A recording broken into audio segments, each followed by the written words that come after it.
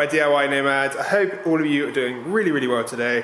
We're going to be working on the Peugeot Boxer again, doing the floor, getting the floor ready. I'm going to be getting the floor screwed down. I'm going to be getting the... I've got vinyl tiles, so I'm doing the same thing as what I did in the last Boxer. The clip together tiles. I like them. I was going to go with a sheet of vinyl because I like the idea of just cutting one sheet and it's all there and it's easy. But actually, for the rear, in the rear garage area, I've got this awesome Duramat super heavy duty wearing garage flooring stuff, and it's about 7mm thick, which works out perfectly transitionally to go from the flooring in the front, which is this like oak style, to this Duramat in the back, which would be great. So I went with the click stuff rather than the sheet of vinyl. Plus, another advantage is that it has like all of the underlay and everything built into it, so I just whack that down, stick it down sort of thing. Another little thing on the side note, I know I did some silent videos. The reason I did silent videos was because I really just wanted to get my teeth into a project. But I guess thanks so much, really, for all the comments saying bring back all the rambling. So I guess you guys like to hear me ramble on about stuff. And on rambling fronts, I want to talk about this. Not particularly this brand, but what it is. This thing might quickly become one of my favourite tools I've ever bought. Basically, I bought a bunch of Impact PZ2 Extendo Boy drill bits. These just allow me to use them in the impact driver without them fracturing, and very useful. But I bought a bunch and they're not magnetized. They just don't stick to a screw. Doesn't matter what I do. And I can tell you from experience, being able to put a screw into the end of your bit and hold it there so you can screw in a screw with one hand makes such a big difference when you're building a camper van. Well, building really anything. This thing is called a Magnetizer / Demagnetizer. And I think you can see where I'm going here. So the way this is configured is you can see there it says plus. So all I have to do, all I have to do is put the piece in there, drag it out, put it in, drag it out, and then, la, why is it not focusing? La. So now, all my bits that I spent a bunch of money on, I don't need to just put them into a corner of my tray and forget about them. They're all magnetized. Oh god, this is so hard. What? Right, they're all now magnetized. Anyway, enough messing about. I've got a flooring to fit. You're going to see me skipping back a couple of days, coming back to now, and then I'm going to be cracking on with these LVT tile, luxury vinyl tiles. Right, so other than cleaning it out, before I start screwing it down, you might be able to see on here these very thin lines. They're quite hard to see on the camera. Those are where the underfloor battens are. I've marked them all out, drawn a line along them, and I'm also going to take photos with my camera and take measurements and keep them in my phone. The reason being is that they're sort of like my subfloor structure that I could, in theory, screw into for more strength if I needed to screw a bit of furniture down to it or something like that. So if I know where they are and I keep a record of them, I just can easily measure out from the walls and get to those later down the line. But other than that, I'm just going to start pre-drilling, screwing all this subfloor down, ready to clean out and then glue down the actual vinyl floor.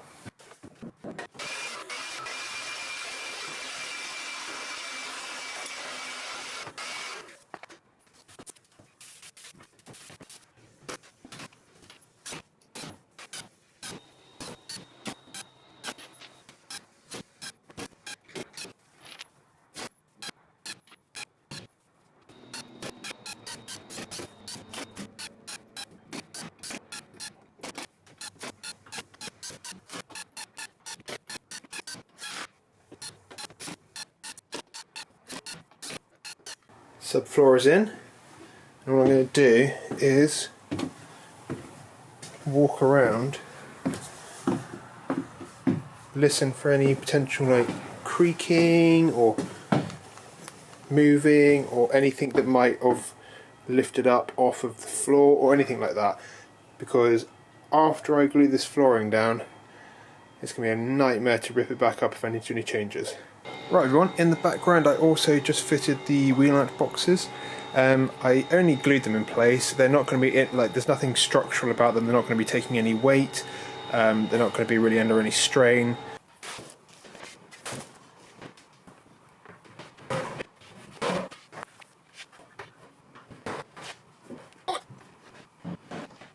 Thank God I made it out of poplar, because that would have been impossible if it was birch. Jeez.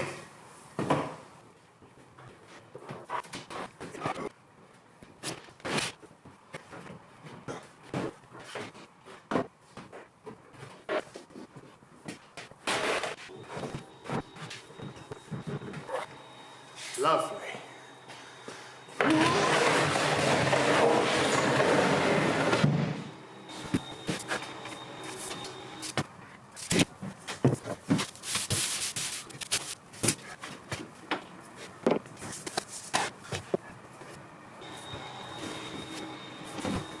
What I've already done is fit one piece. I wanted to get that corner in because there's a little tricky corner, and it's always the first piece or first few pieces that are going to take the most time, and after that, other than going around edges like this, the rest usually flies together pretty quick. Now, because we're using these tiles, something important to remember is that it's not a good idea to basically keep having all the tiles line up like this and then putting your next line butt up against these ones like that. A, it doesn't look right, but also it makes it weaker as a floor. We've got the join there, these two, and then you want a board to go past that. It doesn't have to be like a substantial amount, but you just don't want all of the seams to be meeting up in like a crossroads. So I've cut one board in half, and now that's going to start that cycle off.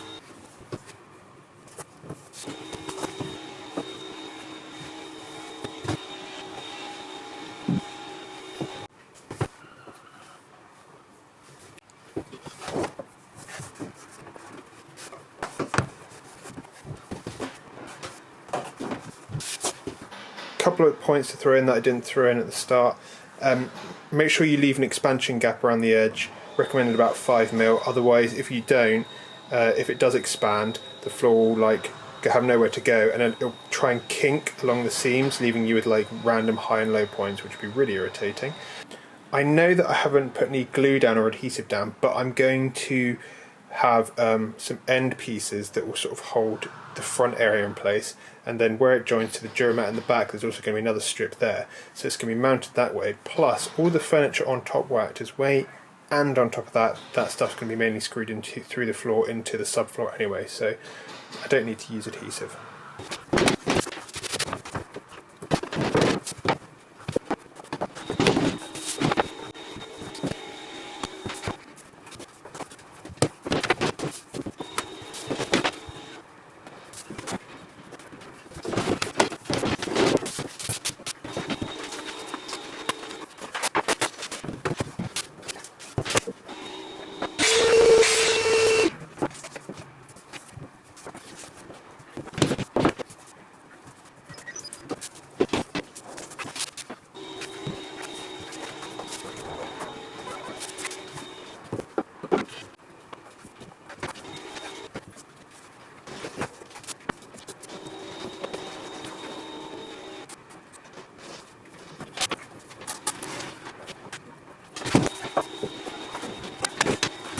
Well, I am chuffed.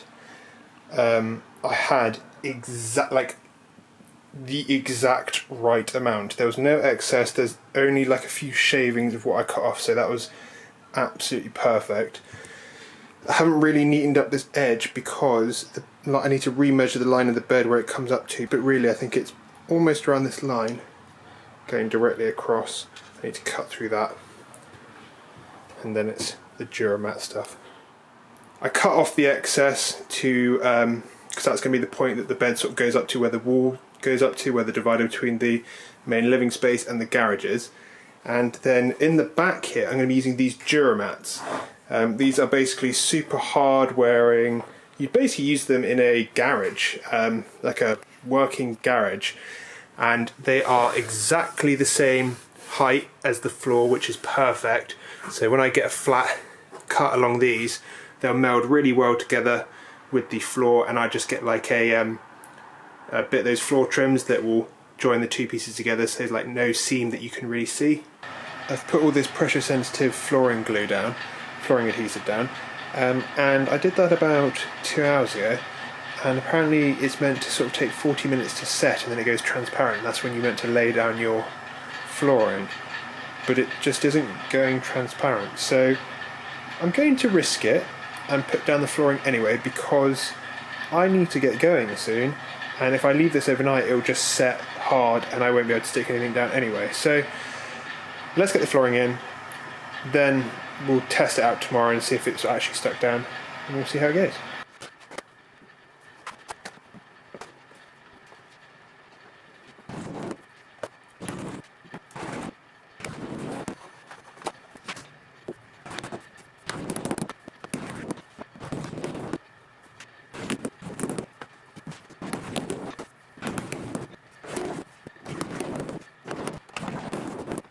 Well everyone, I am chuffed with that result. Really nice flooring up front, super durable flooring in the back for the garage.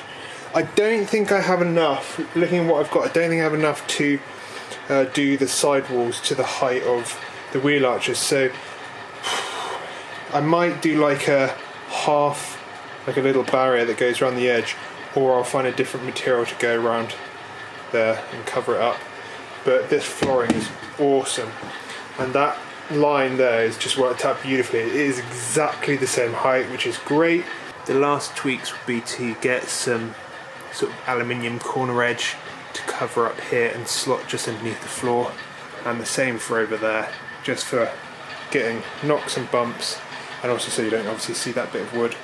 Right, I've got myself onto the roof, and the next job for me is to try and start making up the roof rack I wanted to make up.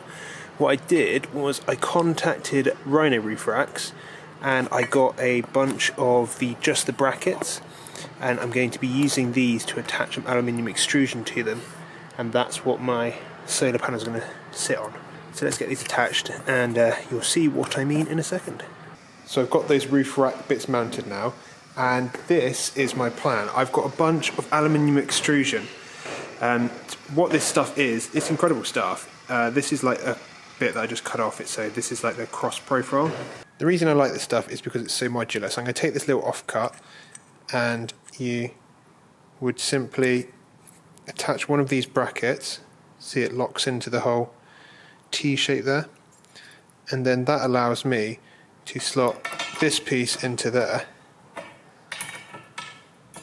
And now you can imagine if that was longer, you'd have your 90-degree mounted really quickly and easily. They're a very strong joint as well, and it just allows for so much customization.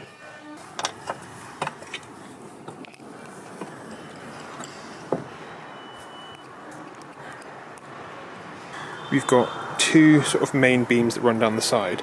These are actually different from the cross members. The cross members have the T groove, the T slot, in all four sides, but the sides, I've only got it on three, so I've only got it on the top, side and the bottom, so that when you look at the van from the side, this is like a nice clean edge.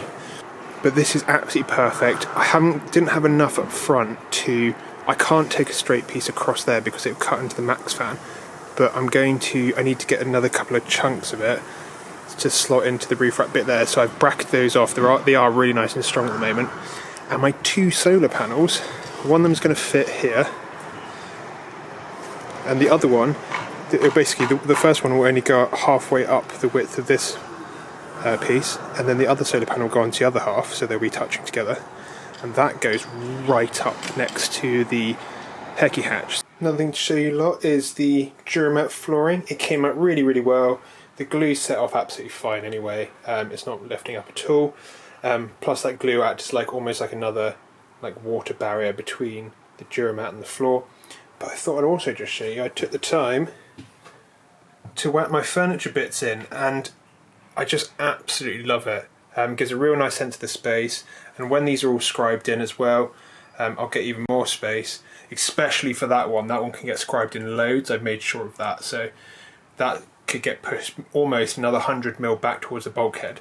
But already I've got basically a 700mm wide walkway here, which is lush, This is going to end up being about 800mm here, so plenty of space to get in and out. And I've got this big old corner space here for the shower. And then here's going to be like the narrow doorway just to get through into the front. But yeah, super stoked. Oh yeah, you guys haven't really ever seen the kitchen unit. There isn't really a bottom to it at the moment, but I've got my gas locker down there. Big drawer here. This is my cooker. It's a Tasman 4500, and it's got a little grill bit underneath, which is so cool. So my propane will be in that gas locker down there, nice and close to the unit. And I've got it set up so that the gas locker door's here, easy to access, easy to change over. Something else I wanted to show you guys was I've fitted the table mount for the sort of dining area on these chairs that I made in the previous couple of videos. And I've gone with the Sequoia mount. I like the Sequoia one because it's really low profile and it doesn't go into the floor. I am actually raised up here, so in theory I could use like I think it's the Fiamma one, where you actually dig out a hole saw and it slots in. But we've used these before, I really like them. Now I use bolts because screws are fine, you know, whatever, but because I'm only screwing into potentially 15mm material, bolts are going to be much stronger, especially if you go with like a penny washer. And then also with the kit you get the bit that attaches to the underside of your table and the actual table leg, and this end sort of slots into the table bit and clips, like sort of latches in, soft latches in a little bit. But this bit, you line it up and then you just screw that down and it's not going anywhere. Now because it's raining outside, I don't want to carry on doing the solar stuff, so I'm going to try and do that tomorrow because the weather's hopefully going to be a little bit better tomorrow. So I'm going to do one of the more important camper van jobs that you have to do in your life, and that is attach magnetic latches for your drawers. So let's get cracking. Oh!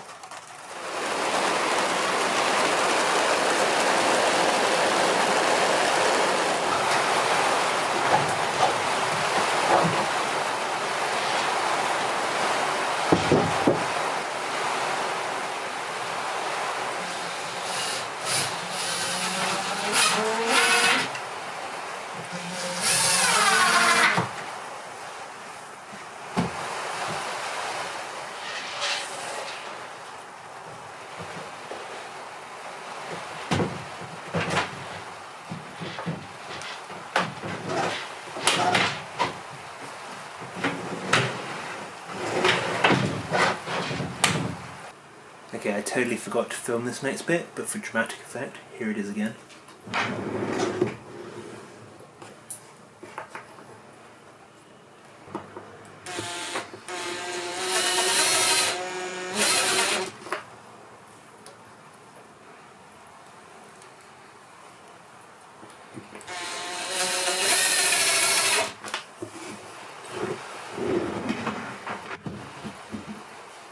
For anyone out there who's a bit of a tool nut and doesn't mind spending more money on their tools, I could not recommend a compact sort of right angle impact driver anymore. A job like this makes a huge amount of difference.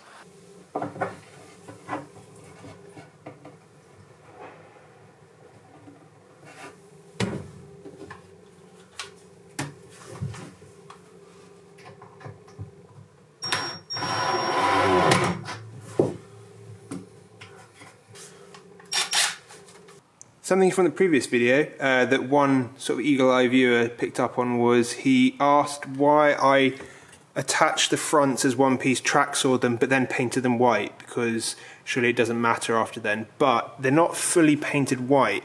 I did a half and half of water and white paint, and it's just a super whitewashed looking birch or poplar. So you can still see all the grain, it still all matches up with each other. But it's just lifted even further.